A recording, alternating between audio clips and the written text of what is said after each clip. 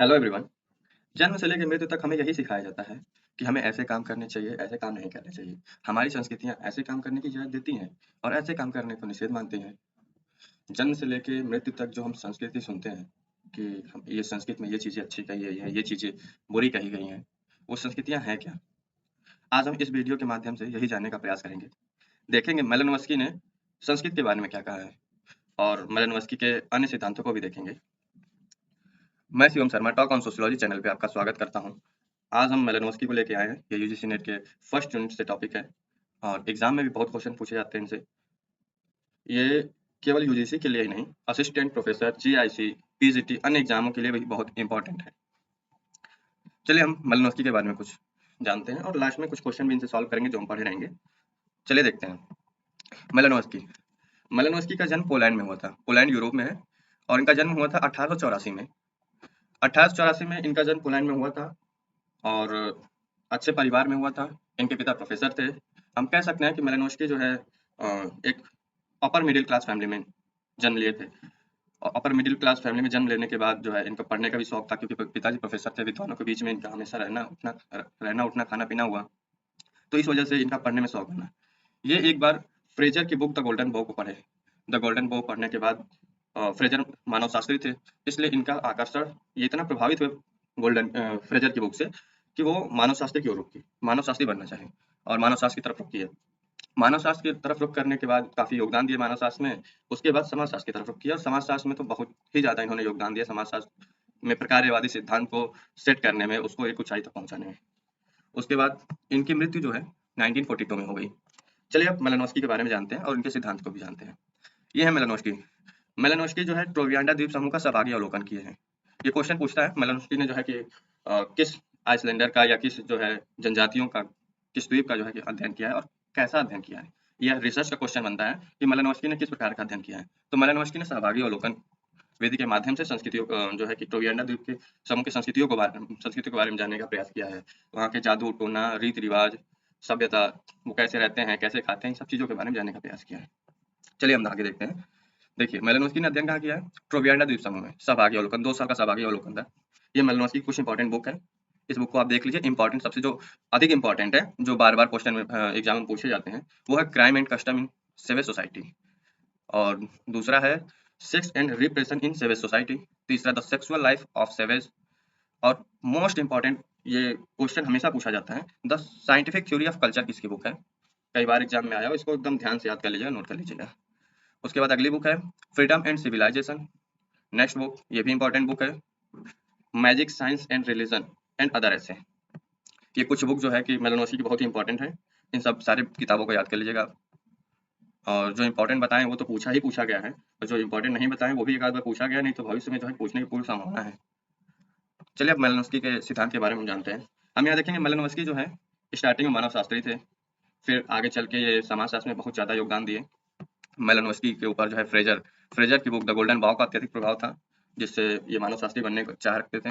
उसके बाद ये मानव शास्त्री रेडक्लिफ ब्राउन और जो है समाजशास्त्री दुर्खीम, इनसे भी बहुत प्रभावित थे और जो है मेलानोव्स्की जो है प्रकारवादी थे। हम यहाँ जानेंगे प्रकारवाद क्या है।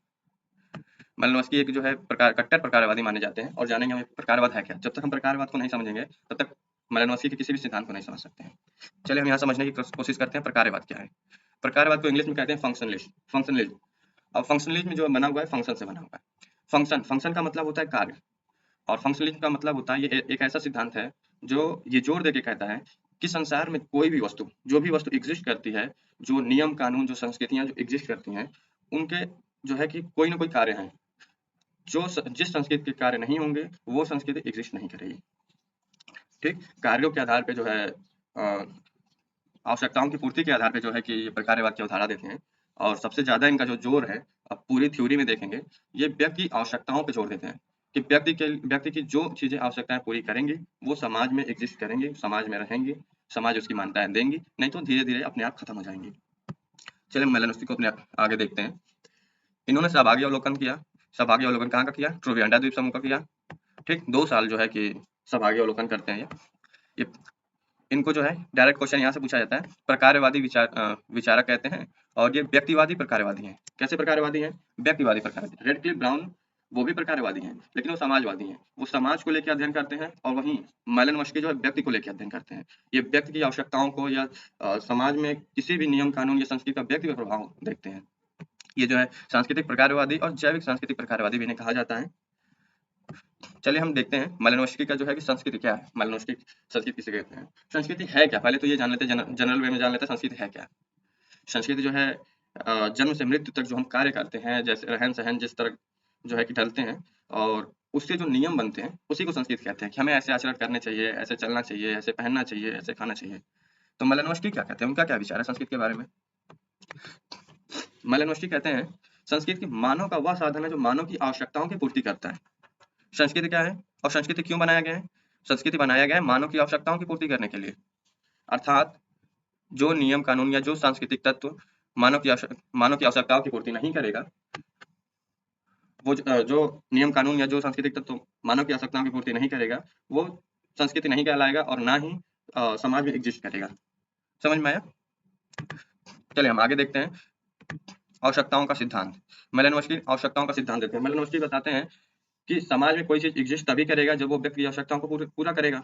हम ये पहले जाने हैं और व्यक्ति की आवश्यकताएँ क्या हैं? तो मालिनोव्स्की ने व्यक्ति की मूलभूत 3 आवश्यकताएँ बताई हैं। मूलभूत 3 आवश्यकताएँ बताई हैं व्यक्ति की। कौन-कौन सी? पहली तो जैविकीय आवश्यकता, दूसरा संरचनात्मक आवश्यकता, तीसरा प्रतीकात्मक या सांस्कृतिक आवश्यकता। इसको एकीकरण की भी आवश्यकता कहते हैं। जैविकीय आवश्यकता क्या है? हमारे जीने के लिए, हमारे जो है कि जन्म से लेकर मृत्यु तक जो है हमारी सुरक्षा के लिए, हमारे जीवन के लिए क्या इम्पोर्टेंट है? जैसे स्वास्थ्य, सुरक्षा, भोजन, प्रजनन, ये हमारी जैविकीय आवश्यकताएँ हैं। संरचनात्मक आवश्यकताएँ क्या हैं? राजनीति, आर्थिक, शिक्षा, कानून, ये सब क्या है? ये जो है संरचनात्मक आवश्यकता है। प्रतीकात्मक सांस्कृतिक आवश्यकता क्या है?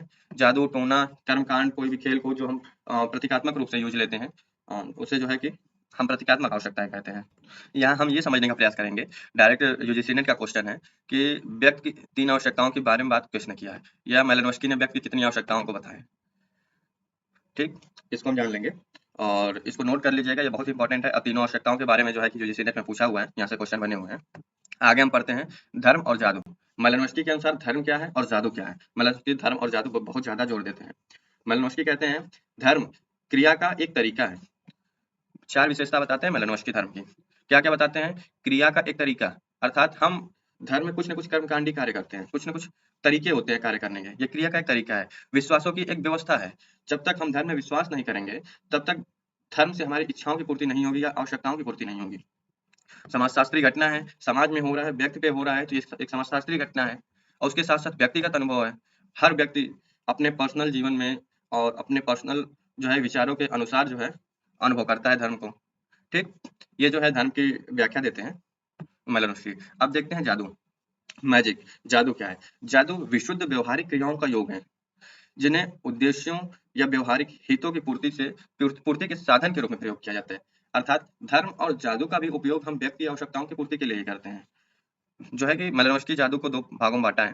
मालिनोव्स्की कहते हैं 2 प्रकार के जादू होते हैं। एक होते हैं सफ़ेद जादू, एक होता है काला जादू। सफ़ेद जादू क्या होता है? सफ़ेद जादू ऐसा जादू होता है जो कल्याणकारी होता है, जो दूसरों को लाभ पहुँचाने के लिए, दूसरों को सुरक्षा देने के लिए प्रयोग किया जाता है।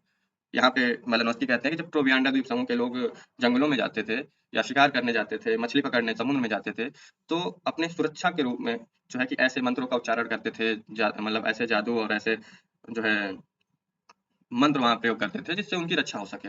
वो दूर-दराज जो है समुद्रों में जाके मछली पकड़ते थे और जंगलों में शिकार करते थे इसी भरोसे से। काला जादू क्या है? काला जादू जो है मालिनोव्स्की के अनुसार काला जादू अमान्य जादू है। इसे समाज स्वीकृति नहीं देती है और ये व्यक्ति को किसी न किसी प्रकार से हानि पहुँचाने के लिए कार्य करता है।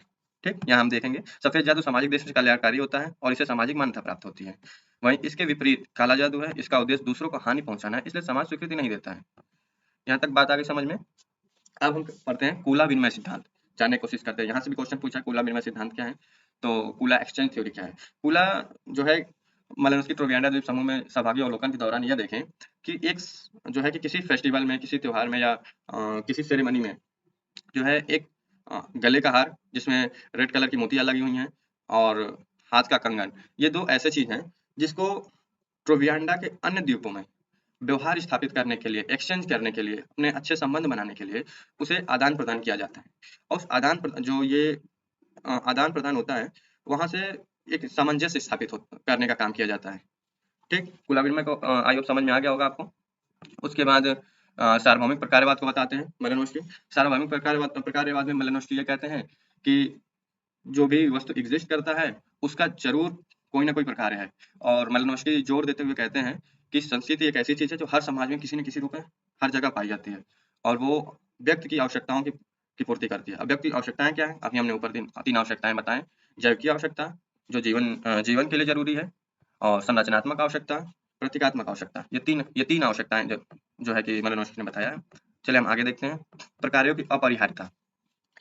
अपरिहार्यता का मतलब होता है इम्पोर्टेंस। प्रकार कितना जरूरी है उसकी क्या जो है कि अपरिहार्यता है। तो यहाँ हम देखेंगे मेलिनोव्स्की के अनुसार जो सामाजिक तत्व हैं या सामाजिक व्यवस्था उसको बनाए रखने के लिए जरूरी ये है कि प्रकार जो सामाजिक संस्थाएं बनी हुई हैं, संस्कृतियां बनी हुई हैं, उनके तत्व और वो खुद भी किसी न किसी रूप में व्यक्ति की आवश्यकताओं की पूर्ति करें। और अगर वो आवश्यकता की पूर्ति नहीं करता है तो वो धीरे धीरे अस्तित्व खत्म हो जाएगा उसका। आई होप ये बात समझ में आ गई होगी। हम एक छोटे से रूप में समझते हैं। जैसे हम अगर सावियों को ले लेते हैं। पहले हम प्रकारवाद को थोड़ी सी यहाँ देख लेते हैं डेफिनेशन थोड़ा सा। समाजशास्त्र में सबसे पहले प्रकारवाद किसने दिया? तो ये है स्पेंसर। स्पेंसर के बाद प्रकारवाद को बढ़ाने का काम जो किया है दुर्खेम ने किया है। सबसे ज्यादा प्रकारवाद को एक चरम सबसे ऊंचाई तक ले जाने का काम जो किया है वो है पार्सन्स, मार्टन। फिर मानव शास्त्रीय प्रकारवाद में आ जाते हैं रेडक्लिफ ब्राउन और मेलिनोव्स्की। अगर हम जो है कि प्रकारवाद की परिभाषा हम एक सावयव के रूप में दें तो सावयव का मतलब होता है शरीर। शरीर ये जैसे मान लीजिए ये एक व्यक्ति है, ये इसके हाथ हो गए हैं। चलिए हम आंख बना देते हैं। ये आंख हो गया, ये मुंह हो गया और ये नाक। ठीक, ये एक व्यक्ति हो गया। व्यक्ति के दो हाथ है, दो पैर है, सर है, आंख, नाक, मुंह है। इन सभी का कुछ ना कुछ अपना अपना कार्य है। कोई भी ऐसा नहीं कह सकता कि आज मैं थक गया हूं, आज मैं काम नहीं करूंगा। सभी जो है व्यक्ति को चलाने के लिए, व्यक्ति को जीवित रखने के लिए कंटिन्यू लगातार काम करते रहते हैं। अगर इनमें से कोई भी शिथिल पड़ जाए तो पूरी व्यवस्था डगमगा जाती है। वैसे ही जो है मेलिनोव्स्की प्रकारवाद की परिभाषा देते हैं। कहते हैं कि जो समाज में सारी व्यवस्थाएं बनी हुई हैं वो ये कोशिश करती हैं कि हम व्यक्ति या समाज की आवश्यकता को पूरी कर सकें, और अगर पूरी नहीं कर पाती हैं तो वो धीरे धीरे हाशिए पर जाती हैं और धीरे धीरे खत्म हो जाती हैं। आई होप यहाँ तक आपको मेलिनोव्स्की की चीजें समझ में आ गई होंगी। आगे हम देखते हैं कुछ क्वेश्चन मेलिनोव्स्की से। मेलिनोव्स्की ये यूजीसी नेट 2019 का क्वेश्चन है। कुला विनिमय किस जनजाति के साथ संबंध है? तो कुला विनिमय ट्रोविएंडा द्वीप की जनजातियों के साथ संबंध है। अगला नेक्स्ट क्वेश्चन है, प्रकार्यात्मक विश्लेषण में आवश्यकताओं के संस्तरण की अवधारणा दी। आवश्यकताओं के संस्तरण, अभी हमने बताया कि तीन प्रकार की आवश्यकताओं की बात करते हैं मेलिनोव्स्की तीन प्रकार की आवश्यकताओं की बात करते हैं। ठीक, ये पुस्तक जो है कि 2008, 2018 और कई एग्जामों में भी पूछा हुआ है। Crime and custom in savage society, ये किसने दिया? मेलिनोव्स्की की बुक है ये। आगे हम क्वेश्चन देखते हैं। मेलिनोव्स्की के प्रकार को बहुधा किस रूप में परिभाषित किया जाता है? हमने आपको बताया कि वो समाज की नहीं व्यक्ति की बात करते हैं कि संस्कृति जो है, सांस्कृतिक तत्व जो है व्यक्ति की आवश्यकताओं की पूर्ति करते हैं। तो कैसे प्रकारवादी है? इंडिविजुअल फंक्शनलिस्ट है। आगे हम देखेंगे किसने कहा जादू पवित्र है और विज्ञान अपवित्र। ये यहाँ जादू को पवित्र मानते हैं और विज्ञान को अपवित्र मानते हैं। ये किसने कहा? मेलिनोव्स्की। मेलिनोव्स्की जो है जादू और विज्ञान इन दोनों में कुछ संबंध भी बताए हैं और कुछ भिन्नताएं भी बताई हैं। ठीक, ये कोटेशन याद कर लिए, पीजीटी के लिए बहुत ही इंपॉर्टेंट कोटेशन है। बार बार पूछा जाता है जादू पवित्र है और विज्ञान अपवित्र है, और यूजीसी का भी क्वेश्चन है ये। फिर नेक्स्ट क्वेश्चन है, किसको संस्कृति प्रकारवादी सिद्धांत का जनक माना जाता है? संस्कृति प्रकारवादी सिद्धांत का जनक कौन है? मेलिनोव्स्की है। अगला क्वेश्चन देखते हैं, निम्नलिखित में से किसने ब्रिटेन में संरचनात्मक प्रकारवाद को सामाजिक नृविज्ञान में आकार दिया? सामाजिक नृविज्ञान का मतलब होता है कि समाज में हम जाके किसी पर्टिकुलर संस्कृति के अध्ययन करें। ठीक, तो यहाँ पे जो है किसने दिया? मेलिनोव्स्की और रेडक्लिफ ब्राउन ने।